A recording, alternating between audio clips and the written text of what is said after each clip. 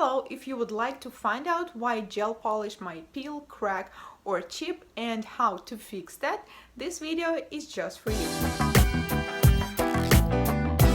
My name is Anastasia. About 4 weeks ago I posted a video of top 10 mistakes of beginner nail techs and received a request from Tiffany Brown. She asked if I can do the same video but from a technical standpoint, and here's the video. I decided to begin from gel polish. If this is your first time here, I recommend you to subscribe so you won't miss my future tutorials, tips and tricks and videos just like this one. Number 1 is any kind of spot treatments before applying gel polish. No doubt that oils and creams, they're very good for our skin and our nails, but not before applying gel polish. If we will apply them, we will end up with a surface that's not possible to prep for applying of the gel polish. To create a good adhesion, we always need a dry, clean surface, but if there's some oil or moisture in it, it just won't be possible.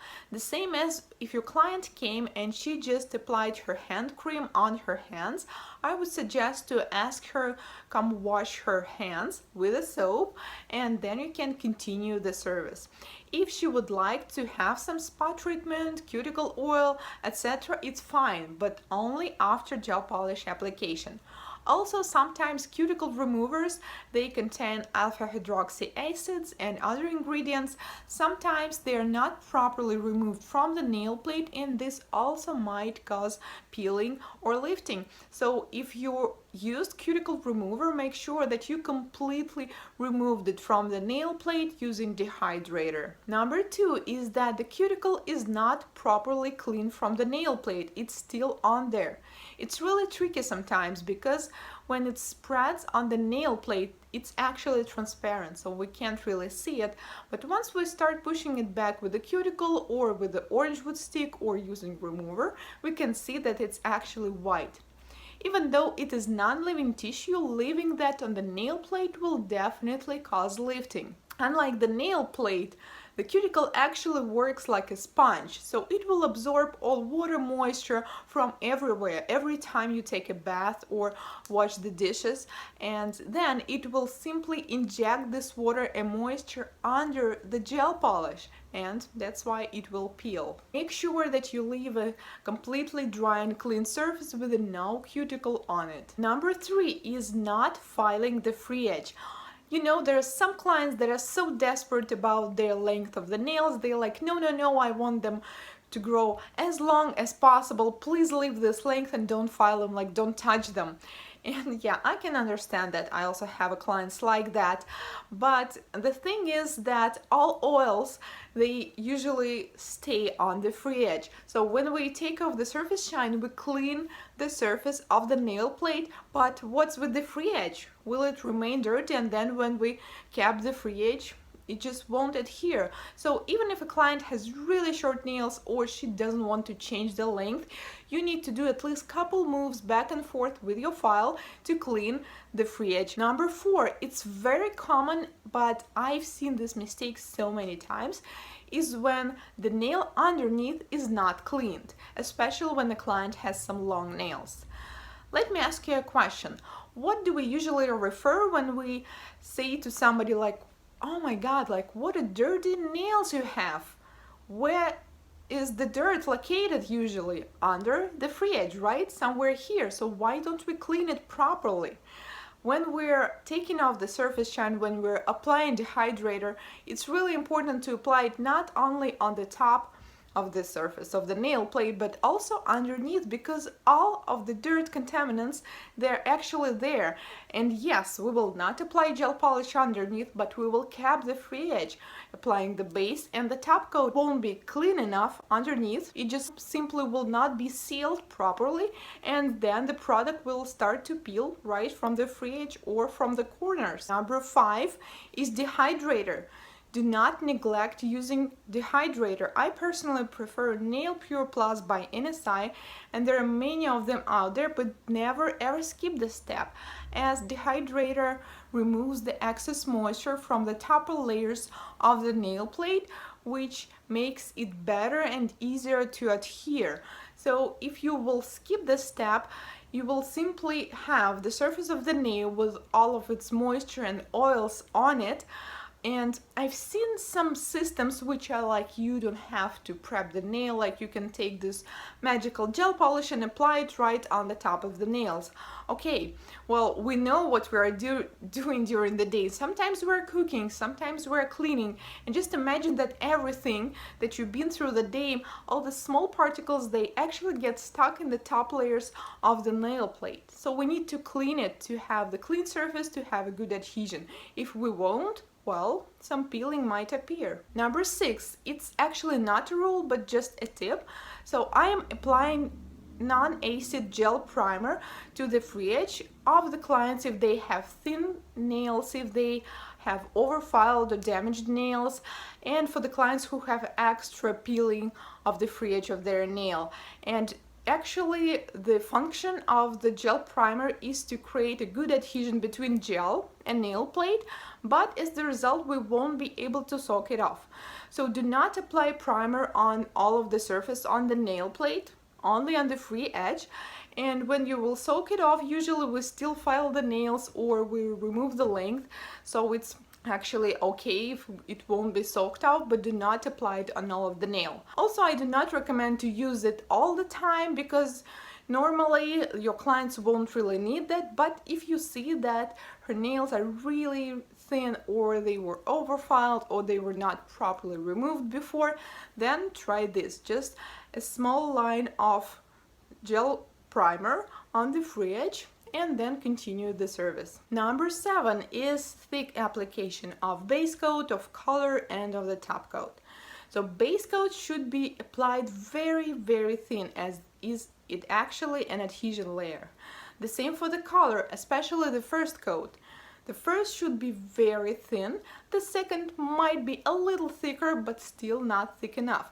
If we will apply color too thick, we will end up with a really messy application and also the color might not completely cure. Applying top coat very thick is only bad for the overlook of the nail, so I would not recommend that. Also, when you are capping the free edge with the base or with the top coat, make sure that you make it as thin as possible.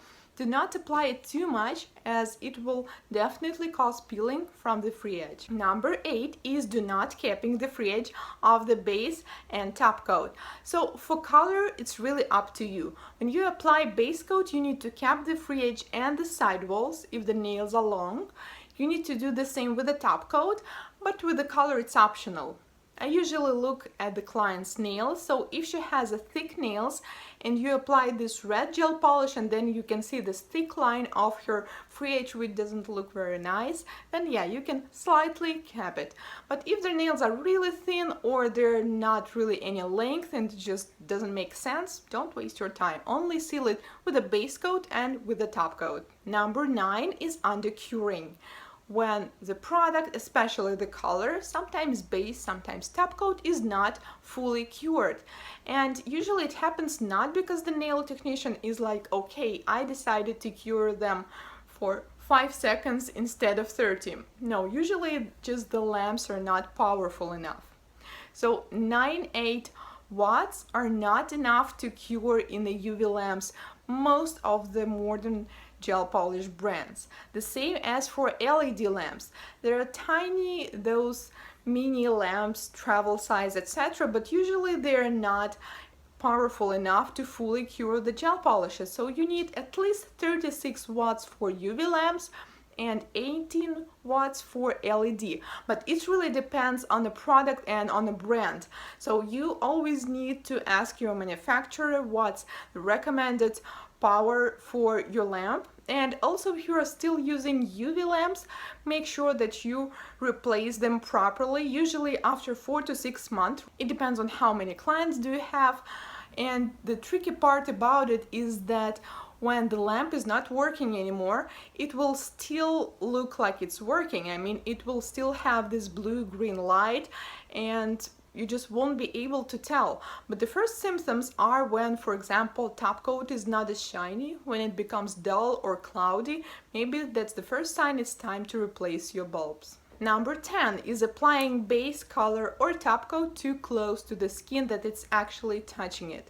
So this is obvious that we're not supposed to apply our gel polish all over the skin, but sometimes it's really small. I mean, even one small drop will actually cause lifting from this area because the nail won't be sealed anymore. As we already know, the product will not adhere to the skin. It can only adhere to the nail plate. So if you see that some of the base coat is already on the skin, clean it with the orange wood stick before curing in the lamp. If you will leave it like that, then the color and the next coat of the color and the top coat will all want to go there because product always magnetized to the same product. If for some reason you cured it already well, it really depends on the area, but it's really tricky to fix it now. Sometimes you need to soak it off, or if you know how to use e-file, sometimes I take my old diamond bit and can file it a little, but it's always better to double to triple check before curing in the lamp and make sure that none of them go closer to the skin. If you are not skillful enough to apply it really close, then it's always better to leave a gap between the cuticle and the sidewalls. If you don't like this look, I also have a tip for you. You can take a small brush, number 1 or 0, I'm using synthetic one, and carefully create this perfect line near the cuticle and then cure. One which actually involves clients. So this is when clients are sitting and then they lean on their cheek. So basically they touch the prepped nails. And this is the rule. Do not ever allow your clients to touch the prepped nails, and they will actually put back all these oils and moisture back to the nail plate. And sometimes it's tricky because, okay, if she leaned on her lipstick or on her BB cream or highlighter, it's pretty easy to see, like we can see, oh, what's that glitter on your nails? But sometimes it's not as obvious if she touched them just slightly. Make sure to give good instruction to your clients. After you prep, tell them that they are not supposed to touch them and keep an eye on them. You know, sometimes they're doing this unintentionally, but I believe even though the clients did it, it's overall our fault. We are in charge. We need to keep an eye on the client and make sure they are following our instructions. Next one is when the nail has a crack. You first need to fix it before applying gel polish. If you will leave it like that, then we will end up with a crack in the same area. So there are many ways how to fix the crack. You can use the fiber, you can use silk, you can use acrylic or gel, you can use some special glue, but never leave it like that because after just few days we will end up with a crack at the same area. And the last one is mixing brands of all gel polishes, especially top coat, color, and base coat. So companies usually design the base coat and the color and the top coat so they will perfectly work together. And sometimes by mixing them we might get in trouble. And I'm not saying that it's not possible and it's not allowed, that's what I do most of the time, but you need to do some research and test it first. Because some base coats, they're really soft, some are really hard. The same as for the top coats. So I recommend to take at least base and top coat of the same brand. And what comes to the color, it really depends. Do your research and test it on yourself first, see how it's actually going, and then you can apply it on your clients. These were my 13 reasons why gel polish might not last, and explanation how to avoid them. If you have more reasons why your gel polish is peeling or chipping, feel free to ask in the comments. Do not forget to subscribe so you won't miss my videos in the future, and I'll see you next time. Bye!